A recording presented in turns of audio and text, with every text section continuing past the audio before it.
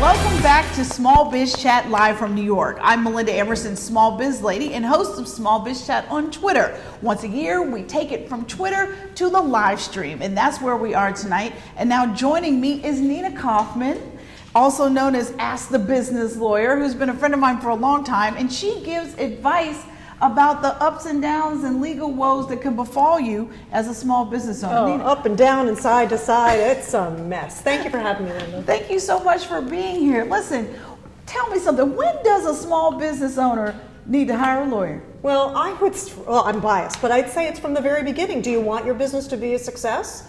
Because there's a lot of things that businesses need to know and need to do that have legal ramifications. So if you don't have an advisor on your team that can help you sort those out, you could be creating a house that's on very shaky concrete.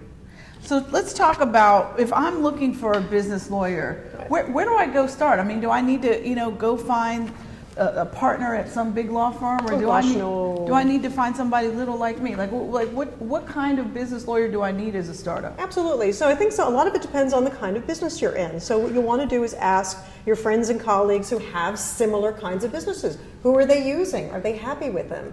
Usually you don't need the big firms, but you want to make sure that the attorney understands your industry, has worked with entrepreneurs before, and can really work within your budget.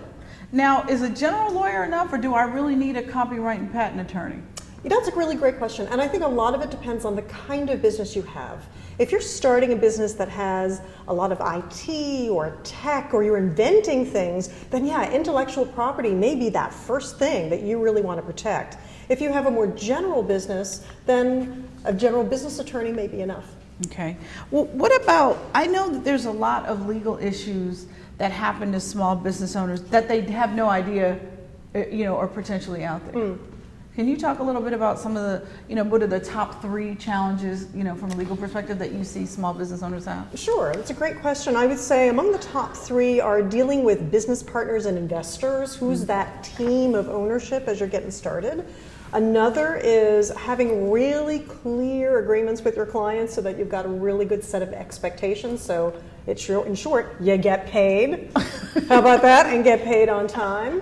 And I'd say another part is building a workforce. We may be using independent contractors or outsourcing with virtual assistants, but what they do, how they do it, and whether you're properly classifying them as workers, all of those involve legal issues. Those would be the top 3. Now, I understand that the IRS is now expanding, or I should say constricting, what is allowed to be classified as an independent contractor. And that's going to affect a lot of small business owners, right? It is going to affect a lot of small business owners. And one of the reasons that small business owners love independent contractors is, as you may know, they don't have to pay the same kinds of employment taxes. So that's where you need to be very careful. If you're working with someone who is independent, in air quotes, do they truly have their own independent business? So you want to screen and ask those kinds of questions. Do they have a legal entity? Are they doing their own marketing? Do they have other clients? All of those things to make sure that you're properly protected.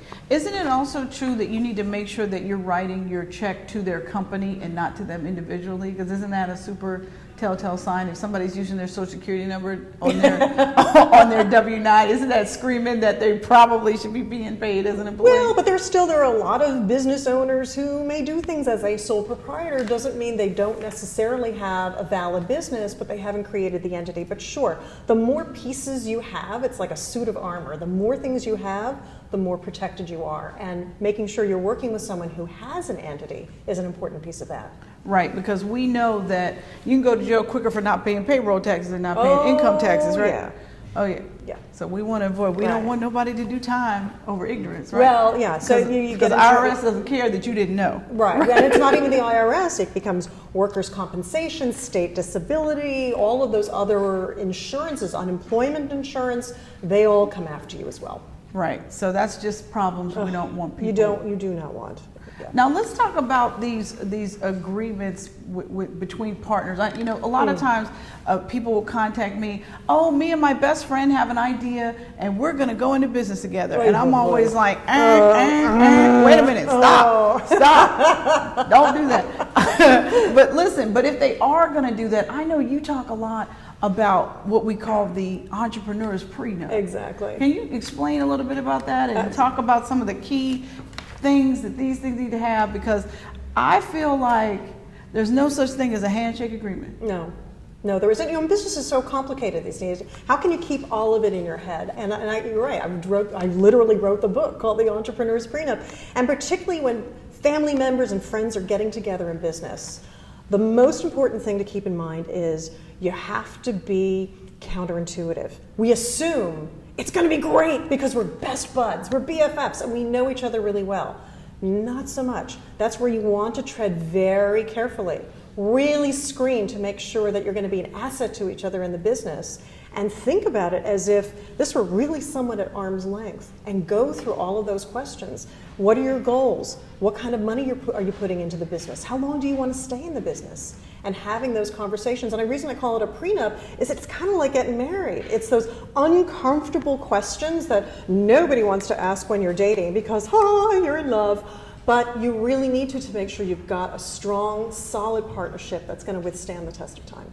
Now, I know that there's all kinds of things you might want to put in a partnership agreement. Can you talk about some of the maybe less common things? Because I've heard of people going into business together and suddenly one of the partners dies. And the next thing you know, they're in business with that person's 12-year-old daughter. Ooh. Because there wasn't buy-sell agreement in there, or there wasn't some other kind of mechanism that people had in place for all instances, not just how the money was going to be divided when it came time to do a draw. Right, exactly. And what you're talking about are those exit strategy issues, those moving on issues that are really uncomfortable because you're saying, well, we're just starting. Why are we thinking about exiting?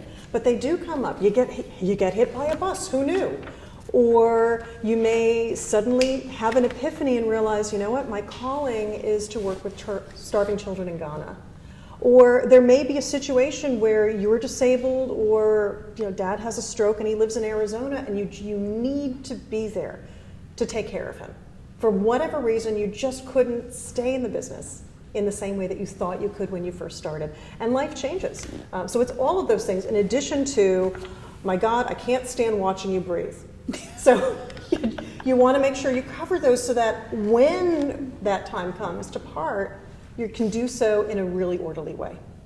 Now, one of the other things that I have heard of happening is one of the business partners gets a divorce. Ah, yes. And now the soon-to-be former spouse has a claim on the business, or can block actions that people want to take with the business. Yep, that's a great point. Now, how can you protect your business from that kind of stuff? Well, one of the ways you do it is by having a written partnership agreement. And among the reasons that you may need to leave or be kicked out of your business may be you're about to be divorced, and it looks likely that your spouse could be awarded your interest. So what that does is it triggers the buyout right then and there. So you don't have to wait for the spouse to come in and then kick them out. It means that business owner is going to have to leave. So sorry, but that's the way it is. Mm-hmm. And that happens a lot, doesn't it? It does. It does. I mean, there are statistics that say about 70% of all partnerships really don't last. So when you think about, divorce rate is, 40, 50%, business partnerships. I believe the divorce rate is 60%. I'm just saying. Right. I think it might be 60%. Right. So even business partnerships between 50 and 70%, the greater likelihood is you're not going to be traveling that same road all the time with that same partner. Mm-hmm. And that's why you want to know you've got an easy exit strategy. Interesting. Now, one of the biggest legal issues that small business owners tend to have is getting their money, right? And this is very difficult because if you're already a small business owner and you've done business with, let's say, a Goliath company, I've always found in my business that the bigger the company is, the harder it is to get paid. It's amazing. I mean, and it's like, their process is to pay you in 90 days. You know, like they don't even get serious until it's 45 days past due kind of stuff. But as a small business, you know, cash flow is king. You're getting strangled for money. So what is the best way to avoid legal action and get your money? Right. That's a great question. I think what you're touching on a couple of things. First is you really need to understand what target market you're going after. If you know you're dealing with Goliaths and you know that they'll pay, but they're going to pay on an extended time frame, you have to factor that into your cash flow. You must put that into your financial projections. It's not a wing and a prayer. And that's where business owners sometimes aren't as buttoned up as they might be, and that they don't always understand their numbers. Right. It's not even the legal issue, it's the numbers.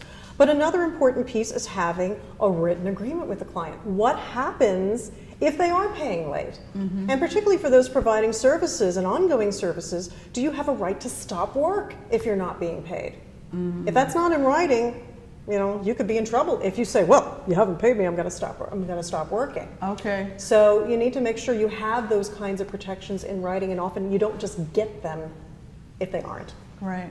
Now, I once had someone tell me you should never sign anything that a lawyer hasn't reviewed. Is that, I mean, do you feel like that? Like if anybody puts a piece That's a great question. a piece of paper in front of you to sign, it's like, somebody else other than you needs to look at this document. I think it's important in that, first of all, when you're in a situation, someone says, here, sign this, you don't even have the time to digest it and fully understand it, much less go to a lawyer and say, gee, can you help me and review it?